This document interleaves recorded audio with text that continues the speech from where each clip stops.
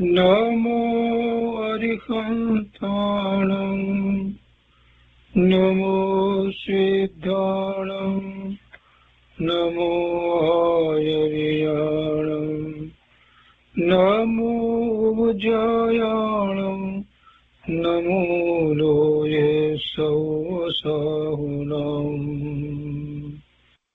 असपंचनमोकारो सर्वपावपणासनो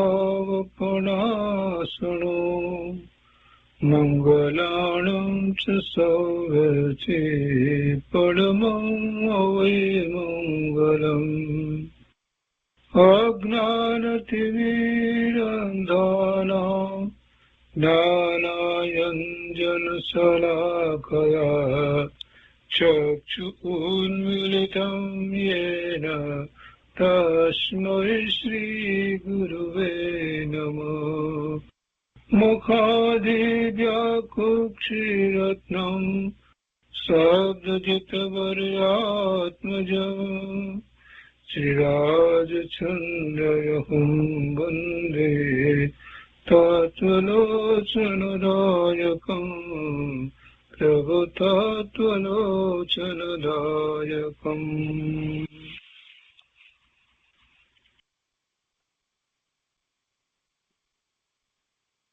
કૃપાળુદેવના વચનામૃતનો સ્વાધ્યાય. એમાં આપણે વર્ષ 24ના પત્રોનો સ્વાધ્યાય કરી રહ્યા છીએ. એમાં 182મા પત્ર સુધી સ્વાધ્યાય કર્યો છે. હવે આજે આગળ 183મો પત્ર લઈએ છીએ. પાના નંબર 256, 183. મુંબઈ, માગસર સુદ 14, સંવત 1947. આ પત્ર કોની ઉપર લખાયો છે તે સ્પષ્ટ નથી. અહીંયા પરમ જિજ્ઞાસાએ ભરેલું તમારું ધર્મપત્ર કયા પરમ દિવસે મળ્યું એનો અર્થ છે કે કોઈની ઉપર તો લખાયો છે, પણ કોની ઉપર લખાયો છે એ અહીંયા સ્પષ્ટ નથી. 183 કોની ઉપર લખાયો એ સ્પષ્ટ નથી. પત્ર મહત્વનો છે, આપણે વાંચનમાં લઈએ છીએ. આનંદ મૂર્તિ સત સ્વરૂપને અભેદ ભાવે ત્રણેય કાળ નમસ્કાર કરું છું. કોને નમસ્કાર કર્યા? સત સ્વરૂપને. આનંદ મૂર્તિ, આનંદનું ધામ એવું પોતાનું શુદ્ધ સ્વરૂપ સત સ્વરૂપ ને નમસ્કાર કર્યા. તો કેવી રીતે કર્યા? અભેદ ભાવે, એ પોતાથી જુદું એને નમસ્કાર એમ નહીં. આનંદ મૂર્તિ પોતાનું સ્વરૂપ અને એ સ્વરૂપને અભેદ ભાવે નમસ્કાર. એટલે નમસ્કાર કરનાર અને જેને નમસ્કાર થાય છે એ બે જુદા નથી. એ બંને વચ્ચે ભેદ પડતો નથી. અભેદ ભાવે નમસ્કાર કર્યા છે.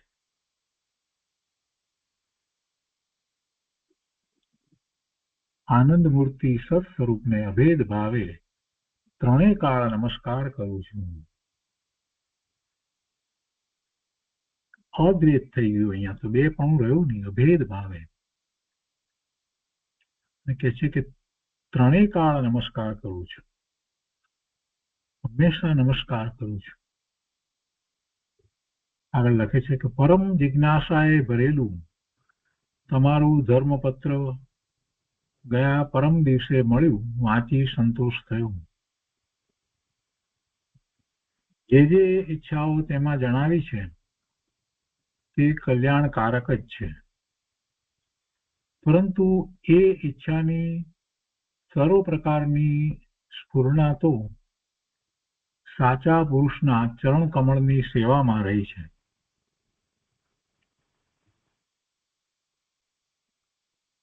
કલ્યાણકારક ઈચ્છાઓ છે, અને એવી કલ્યાણકારક ઈચ્છા છે તો એના વિશે પાછા કહે છે કે એ ઈચ્છાની સર્વ પ્રકારની સ્ફુરણા તો સાચા પુરુષના ચરણ કમળની સેવામાં રહી છે. એટલે એવી સ્ફુરણા થાય એ પણ સત્પુરુષ ની નિશ્રામાં થાય. એ વિના તો એવી સ્ફુરણા પણ ન થાય.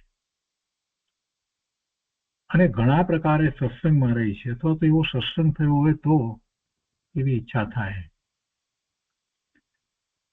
આ નિઃશંક વાક્ય સર્વ અનંત જ્ઞાનીઓએ સંમત કરેલું આપને જણાવ્યું છે.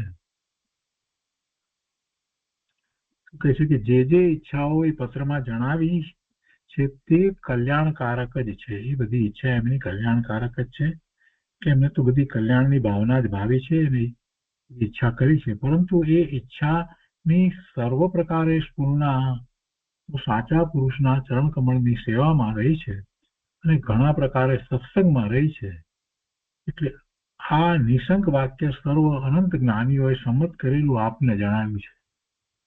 બીજી રીતે કહીએ, જે તમારી ભાવના છે એ બધી ભાવના સાચા અર્થમાં એની સર્વ પ્રકારે પૂર્ણ થાય અને પછી એવો પુરુષાર્થ પણ ઉપડે તો એ સત્પુરુષના ચરણ કમળની સેવામાં અને ઘણા પ્રકારે સત્સંગમાં થાય. આગળ લખે છે કે પરિભ્રમણ કરતો જીવ અનાદિકાળથી અત્યાર સુધીમાં અપૂર્વને પામ્યો નથી. અનંત કાળથી આ જીવ ભ્રમણ તો કરે છે, ભવના ભ્રમણ થઈ રહ્યા છે, અનંત કાળ વીતી ગયો, પણ હજી જે કંઈ પ્રાપ્ત થાય છે એ બધું પૂર્વે પણ પ્રાપ્ત થયેલું હતું એવું જ કંઈ પ્રાપ્ત થાય છે. દ્રવ્ય, ક્ષેત્ર, કાળ, ભાવ અને ભવ એ બધા પરાવર્તન જે થાય છે તેમાં કાંઈ નવું અપૂર્વ કાંઈ પ્રાપ્ત થતું નથી. પૂર્વે ક્યારેય જે પ્રાપ્ત ન થયું એવું તો કાંઈ મળતું નથી. બધું જ અનંત કાળમાં એ પરાવર્તન એને બધા થઈ જ ગયા છે, એટલે બધું જ એને મળેલું જ છે. ઉદ્ગળ પરમાણુ, જેને એમ કહ્યું કે કેટલી વાર એ ઉદ્ગળ પરમાણુનો સંયોગ થયો છે એના એ જ પાછા મળ્યા કરે છે. પરિભ્રમણ કરતો જીવ અનાદિકાળથી અત્યાર સુધીમાં અપૂર્વને પામ્યો નથી. અપૂર્વ શું છે? જે પૂર્વે ક્યારેય મળ્યું ન હોય એવું શું છે? પોતાનું સ્વરૂપ છે. એ અપૂર્વને પામ્યો નથી. જે પામ્યો છે તે બધું પૂર્વાનુપૂર્વ છે, એટલે પૂર્વે મળેલું જ હતું એ જ બધું અત્યાર સુધી તો પામ્યો છે, પણ અપૂર્વ વસ્તુ એને પ્રાપ્ત નથી થઈ. એ સગળાની વાસનાનો ત્યાગ કરવાનો અભ્યાસ કરશો. જે અત્યારે બધું પ્રાપ્ત થયે છે, જે પામ્યો છે એ તો પૂર્વે પણ પામ્યો હતો, એટલે પૂર્વાનુપૂર્વ છે.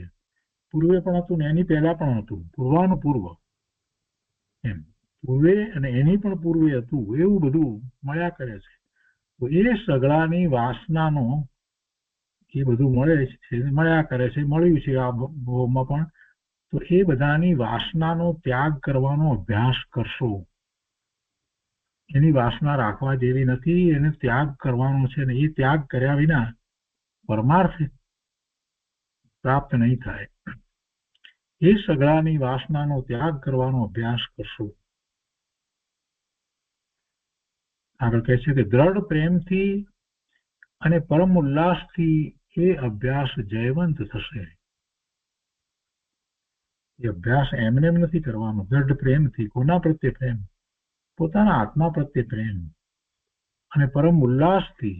આવું સ્વરૂપ દિનેશ્વર ભગવાનની વાણીમાં આવું સિદ્ધ સમાન શુદ્ધ સ્વરૂપ, અનંત ગુણનું ભવન જેમાં ચાલી રહ્યું હોય અને એની અનુભૂતિમાં અપૂર્વ એવી શાંતિ, આનંદ નો અનુભવ થાય એવું આ સ્વરૂપ.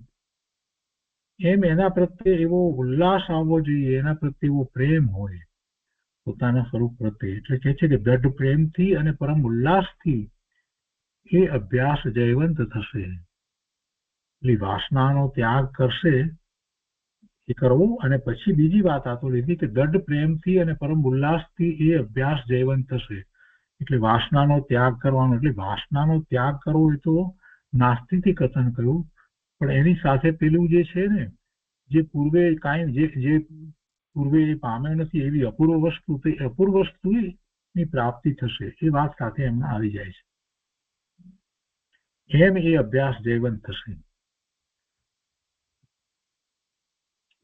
સઘળી વાસનાનો ત્યાગ કરવો એ નાસ્તિથી કથન છે. એનો અભ્યાસ કરવો એ તો બરાબર છે, પણ એમાં સાથે શું છે, એનું પ્રયોજન શું છે? તો કે અપૂર્વ વસ્તુ જે અત્યાર સુધી પ્રાપ્ત નથી થઈ એની પ્રાપ્તિ એ અસ્થિપૂર્વક વાત છે. અને એટલે જ એવો અભ્યાસ કરવાનો છે. અને એવો અભ્યાસ જે ત્યાગવાનો અભ્યાસ હોય એમાં પ્રેમ ક્યાંથી હોય? એટલે પ્રેમ તો સ્વરૂપનો પ્રેમ, જે પૂર્વે પ્રાપ્ત નથી થયું એનો પ્રેમ અને એના પ્રત્યે ઉલ્લાસ છે. અને સાથે આ સઘળી વાસનાનો ત્યાગ કરવાનો છે. એમ થશે તો એ જયવંત થશે. એ વાસનાનો ત્યાગ કર્યા વિના આગળ નહીં વધી શકાય એમ કેવું છે. એટલે એ સાથે લીધું છે. એમ અભ્યાસ જયવંત થશે. અને તે કાળે કરીને મહાપુરુષના યોગે અપૂર્વની પ્રાપ્તિ કરાવશે. કાળે કરીને એટલે એમાં સમય વ્યતીત થતા મહાપુરુષના યોગે, એવા મહાપુરુષ નિશ્રામાં એમના યોગે, એમના નિમિત્તે, એમના કારણે, એમના દ્વારા અપૂર્વની પ્રાપ્તિ થશે.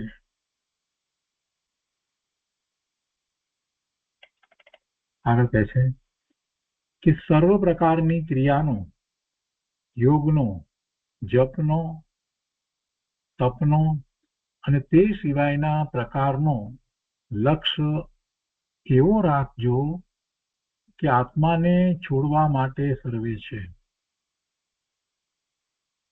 આ બધાનો લક્ષ્ય રાખવાનું છે. આ બધું પણ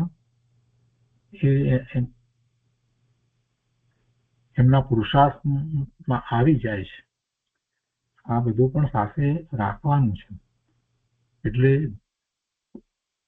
સ્વરૂપની પ્રાપ્તિને અર્થે જે કંઈ ધર્મની ક્રિયાઓ હોય એ સર્વ પ્રકારની ક્રિયાનો, યોગનો, એવા યોગનો એટલે સત્પુરુષના યોગનો, કેવા શાસ્ત્રના યોગનો, કેવા ભક્તિ યોગનો, એ બધા યોગનો, જપનો, જપ હરિયન પરમાત્મા, સિદ્ધ પરમાત્મા ના જાપ કરીએ તે જપ, જે દ્વારા પોતાને પોતે કોણ છે એનો નિર્ણય દ્રઢ થાય અને પરમાત્મા વિશેનો નિર્ણય સ્પષ્ટ થાય. એટલે એ જ પોતાનું સ્વરૂપ છે. એ દ્વારા એ રીતે આપણે જપ કરીએ છીએ. એમાં તો આગળ વધીને પદસ્થ ધ્યાન થાય છે. એવા જપનો, તપનો,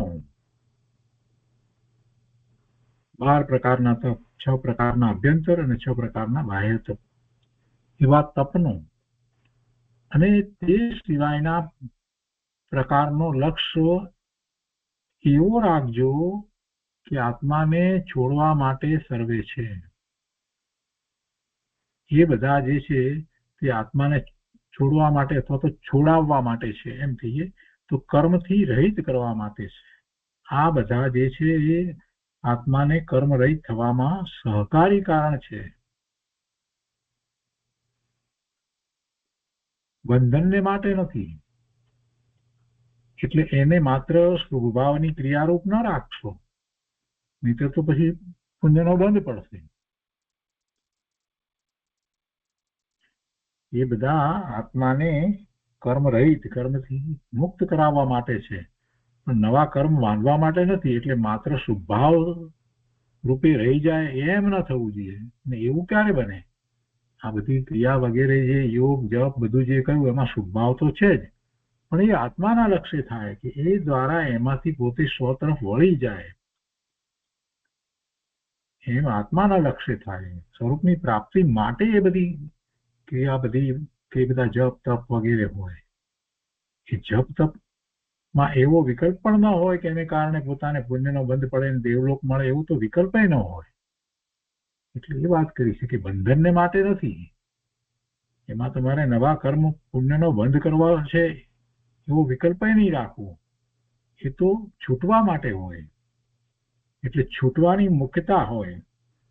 મુક્ત સ્વરૂપની પ્રાપ્તિ માટેનો જે પુરુષાર્થ છે તો એ પુરુષાર્થમાં સાથે આ બધું હોય, સહકારી કારણ તરીકે હોય. એટલે કે આત્મ ધ્યાન દ્વારા પોતે પોતાના સ્વરૂપની પ્રાપ્તિ કરે તો સાથે આ બીજું બધું પણ હોય. એ બંધન માટે નથી. જેથી બંધન થાય તે બધા ક્રિયાથી કરીને સઘળા યોગ આદિ પર્યંત એ ત્યાગવા યોગ્ય છે. એટલે એમાં બંધન તો થશે, શુભ ભાવને કારણે પુણ્યના બંધ થશે, પણ એ પુણ્યના જે બંધ થાય એ ત્યાગવા યોગ્ય છે. એટલે કે એની રુચિ કરવી નહીં. એ રુચિ કરવા યોગ્ય નથી કે મને પુણ્યના બંધ પડે આ બધું કરવાથી.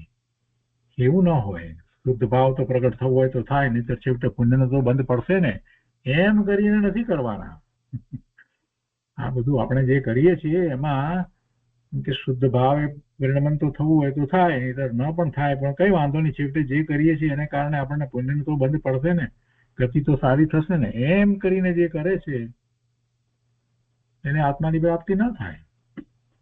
અંતરમાં ભાવ તો સ્વરૂપની પ્રાપ્તિનો જ હોય ને, સાથે આ બધું જે થાય છે તો થાય છે, એ કરીએ છીએ એમાંય ન હોય.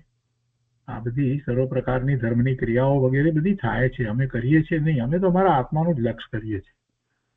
યોગની બધી જે કંઈ ક્રિયા હોય, બધું જે થતું હોય તે બધું થાય છે. અમે એ નથી કરતા. અમે તો અમારા આત્મામાં જ વસીએ છીએ. અમારા આત્માનું જ અમને તો લક્ષ્ય છે, એમાં જ અમારે તો એકાગ્રતા છે. એવા ભાવપૂર્વક આ બધું જપ તપ વગેરે બધું કરવાનું છે.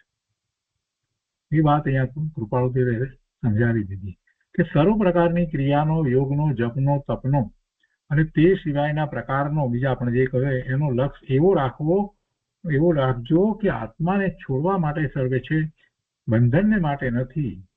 જેથી બંધન થાય એ બધા ક્રિયાથી કરીને સઘળા યોગ આદિ પર્યંત એ ત્યાગવા યોગ છે. કૃપાળુદેવની આખી રીત જુદી છે. બહુ શાંતિથી વસ્તુને સમજીએ તો ખ્યાલ આવે કે હું આ તો શાસ્ત્રોના સાર બધા ભરી દીધા છે. પછી નીચે લખે છે, લિખિતન તરીકે જે લખે એમાં કે મિથ્યા નામધારીના યથાયોગ. આ નામ છે એ મિથ્યા છે, પોતાનું નામ જુદા નામે લોકો એમને ઓળખતા ને.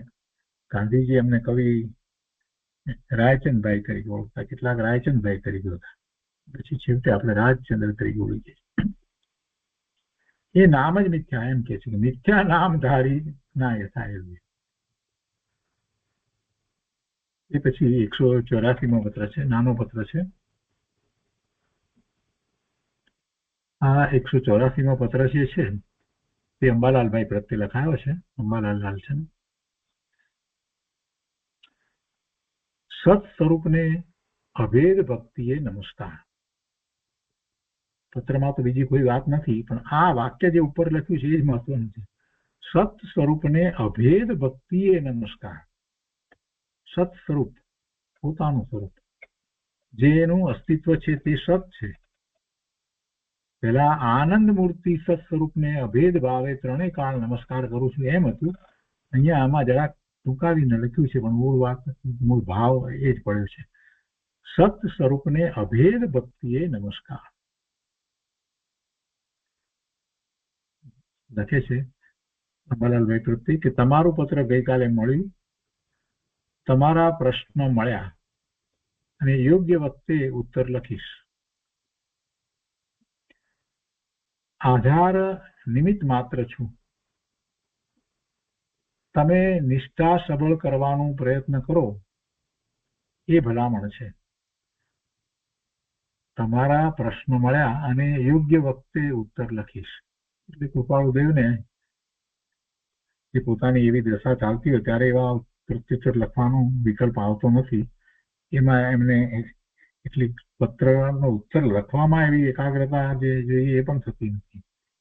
કૃપાળુદેવના ઉત્તર હોય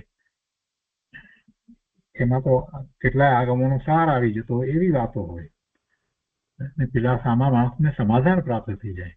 કઈ એમને ગમે તેમ કઈ લખી નાખે એવી વાત તો હોય નહીં, પણ એમનો જયારે એ વખતે જે રીતે એવી દશા હોય, લખવાનો વિકલ્પ ઉઠ્યો હોય ત્યારે એ લખે. એટલે યોગ્ય વખતે ઉત્તર લખીશ એ વાત તો સમજાય છે આપણને. પણ પછી એક વાક્ય આ લખ્યું છે કે આધાર નિમિત્ત માત્ર છું. એટલે અંબાલાલભાઈએ લખ્યું હશે કે આપ અમારો આધાર છો, આપ અમારો આધાર છો, આપનું જ અમને શરણ છે, આપના આધારે જ અમે આગળ વધી રહ્યા છે, આવું કંઈક લખ્યું હશે. તો કૃપાળુદેવ લખે છે કે આધાર નિમિત્ત માત્ર છું. મને આધાર માનતા હો, મારા આધારે તમે કંઈક કરી રહ્યા છો એમ માનતા હો, તે તો નિમિત્ત માત્ર છે. ખરેખર નિમિત્ત કાંઈ કરતું નથી. એટલે અમારે લીધે તમે કંઈ પ્રાપ્ત કરો છો એમ નથી. આધાર નિમિત્ત માત્ર છું એટલે શું? તમે અમને આધાર સમજતા હો તો અમે તો નિમિત્ત માત્ર છીએ, એટલે નિમિત્ત તો કાંઈ કરતું નથી. તમે સ્વયં જ જે કાંઈ પ્રાપ્ત કરો છો એ તમે તમારા પુરુષાર્થથી પ્રાપ્ત કરો છો, અને એમાં ક્યાંક કોઈક રીતે આ વાણી કે આ લખાયેલા શબ્દો કે એ કાંઈક જે છે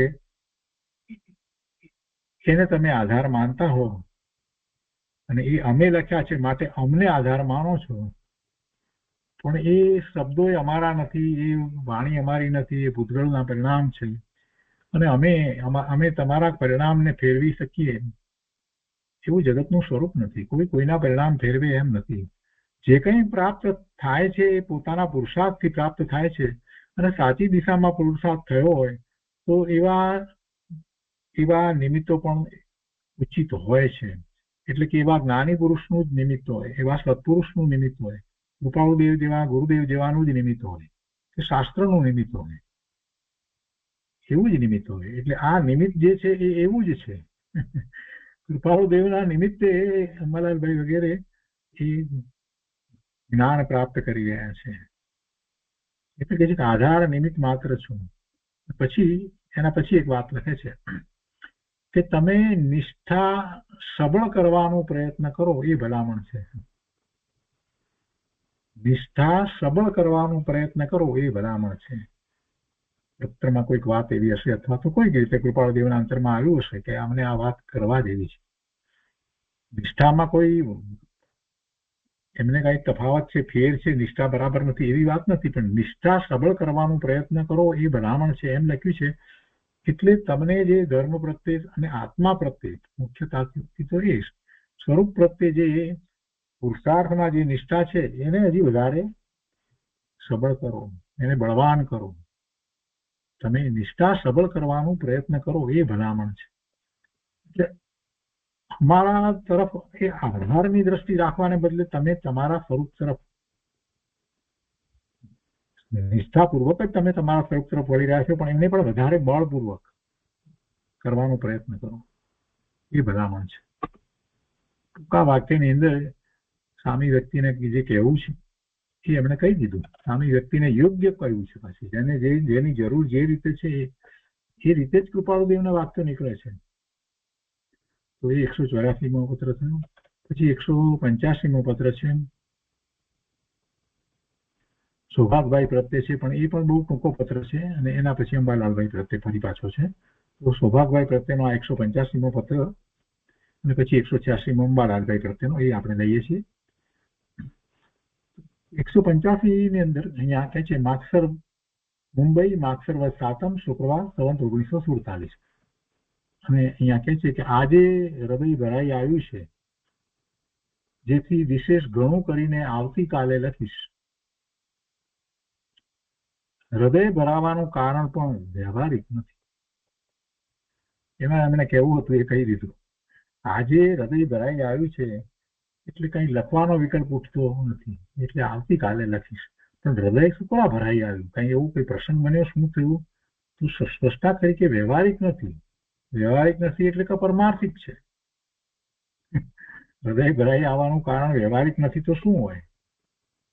એ અંતરંગ એવી દશા છે, બસ અંદરમાં એ ચાલી રહ્યું છે, જે ઘૂંટણ વગેરે જે ચાલી રહ્યું હશે ને, એટલે હવે એમાંથી કઈ લખવાનો વિકલ્પ ઉઠતો જ નથી. એમ હૃદય ભરાઈ આવ્યું છે. એવી કોઈ પ્રકારની એવી અભિવ્યક્તિ ચાલી રહી છે, કોઈ પ્રકારની પરમાત્મા પ્રત્યેની એવી અભિવ્યક્તિ ચાલી રહી હોય, કંઈક છે, સ્વરૂપ પ્રત્યેની કોઈક એવી વાત ચાલી રહી છે, એટલે પોતાનું હૃદય ભરાઈ આવ્યું છે કે ઓહો, અમે આવા, અથવા તો અમારું આ સ્વરૂપ, આવું કંઈક ચાલી રહ્યું છે. અને એટલે એ હૃદય ભરાઈ આવ્યું છે, એટલે એમના પત્રનો ઉત્તર આજે લખતા નથી. અને પછી કહે છે કે સર્વ પ્રકારે નિશ્ચિત રહેવા વિનંતી છે. કોઈક એમાં પત્રની અંદર કોઈક હશે, કંઈક વાત પૂછી હશે, કંઈક એમાં કોઈક પ્રકારે ચિંતાનું કારણ પણ કદાચ કંઈક વ્યક્ત થતું હોય, એટલે કૃપાળુદેવે તો સ્પષ્ટ લખ્યું છે કે કોઈ પણ પ્રકારે વિચલિત થવું નહીં કે ચિંતા કરવી નહીં. સર્વ પ્રકારે નિશ્ચિત રહેવા વિનંતી છે. નિશ્ચિત રહો. તમારી તો એવી ભૂમિકા છે, તમને તો બધું સહજ બધું પ્રાપ્ત થઈ રહ્યું છે, તો તમે બીજા વિકલ્પો નહીં કરો. નિશ્ચિત રહો. સ્વરૂપને વિશે નિશ્ચિત રહો. પછી લખે છે બી રાય છે આ કર્યું છે એટલે આજ્ઞા કેવી છે. એ પછી અંબાલાલભાઈ પ્રત્યે 186મો પત્ર લખાયો છે. એમાં લખે છે મુંબઈ માગસરવદ દર્શન સંવત 1947. સુગ્નભાઈ શ્રી અંબાલાલ, અત્ર આનંદ વૃત્તિ છે. જેમ માર્ગાનુસારી થવાય તેમ પ્રયત્ન કરવું એ ભલામણ છે. જેમ માર્ગાનુસારી થવાય, માર્ગને અનુસરનારા થવાય. માર્ગ એટલે મુક્તિનો માર્ગ, મોક્ષ માર્ગ. મોક્ષ માર્ગને અનુસરીને પ્રવર્તન થાય એવો પ્રયત્ન કરવા માટે એમણે ભલામણ કરી છે, અનુમોદના કરી છે. અહીંયા પોતાની દશાને 2 શબ્દમાં કહી દીધી, અત્ર આનંદ વૃત્તિ છે. અને એમને માટે આજ્ઞા આપી દીધી છે કે જેમ માર્ગાનુસારી થવાય તેમ પ્રયત્ન કરવું એ ભલામણ છે. અંબાલાલભાઈ તો કૃપાળુદેવ જે કંઈ આવી ભલામણ કરે, અનુમોદના કંઈ પણ કરે, કંઈક પણ કે એની આજ્ઞા સમજી અને એ રીતે એ પ્રયત્ન કરતા, પુરુષાર્થ કરતા. એમની તો વાત જ આખી જુદી હતી. પછી લખે છે કે વિશેષ શું લખવું તે કંઈ સૂચતું નથી. રાયચંદના યથા યોગ્ય એમ કરી અને પત્ર પૂરો કર્યો છે. તો આ 186મો પત્રાંક થયો. હવે એ પછીથી 187મો પત્ર જે છે સુભાગભાઈ પ્રત્યે ઘણો મોટો પત્ર છે અને બહુ મહત્વનો પત્ર છે. તે આપણે આવતા સ્વાધ્યાયમાં લઈશું. આજનો સ્વાધ્યાય અહીંયા સુધી રાખીએ છીએ.